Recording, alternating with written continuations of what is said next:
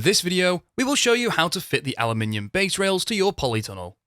Unless you have decided to install side ventilation on your polytunnel, base rails are used to attach your polytunnel cover to ensure a secure and tight fit. Here are the parts you'll need. The aluminium base rail is made up of lengths of aluminium rail which are 93 cm and 1.3 meters.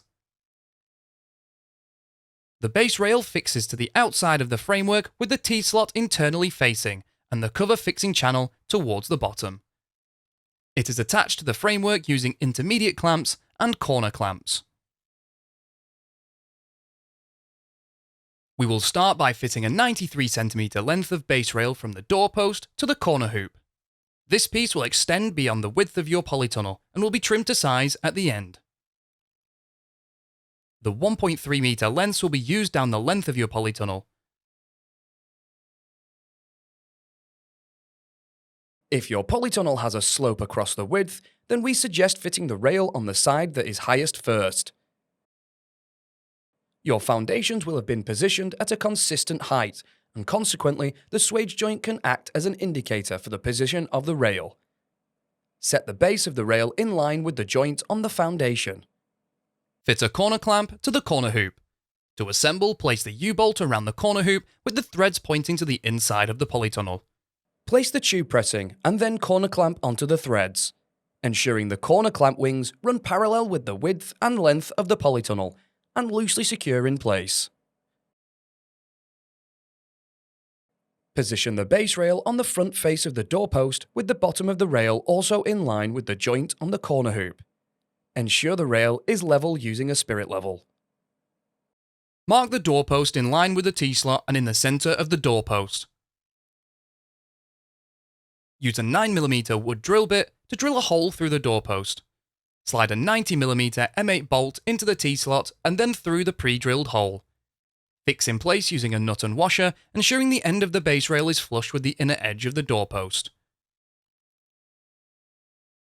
To fix the base rail to the corner clamp, slide a 16mm M8 bolt into the T-slot of the rail and through the corner clamp and loosely secure into place.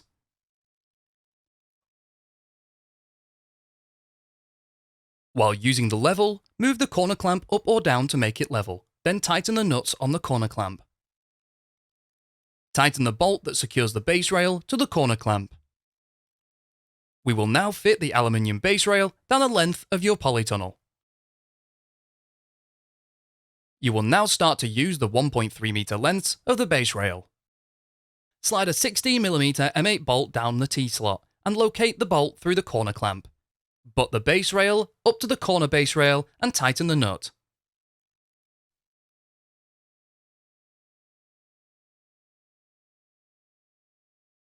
To secure the base rail to the intermediate hoop, slide 2 hexagon bolts from the intermediate clamps down to the T-slot of the base rail. Position them at either side of the hoop. Place the curved pressing over the bolts and tighten.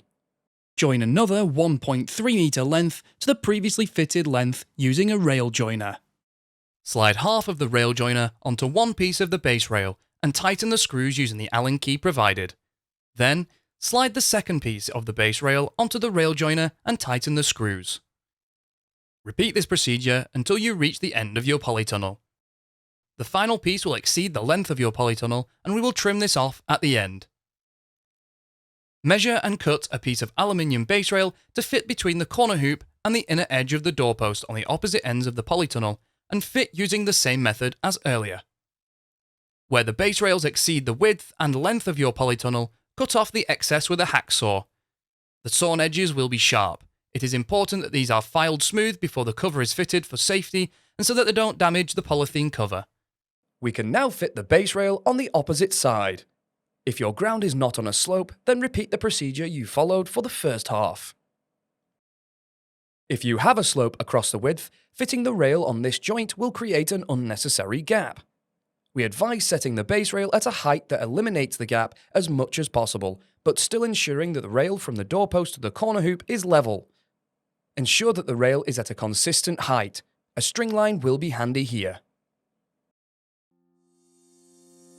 You can find more videos to help you build your polytunnel at construct.firsttunnels.co.uk. We also have a construction helpline if you require any further assistance.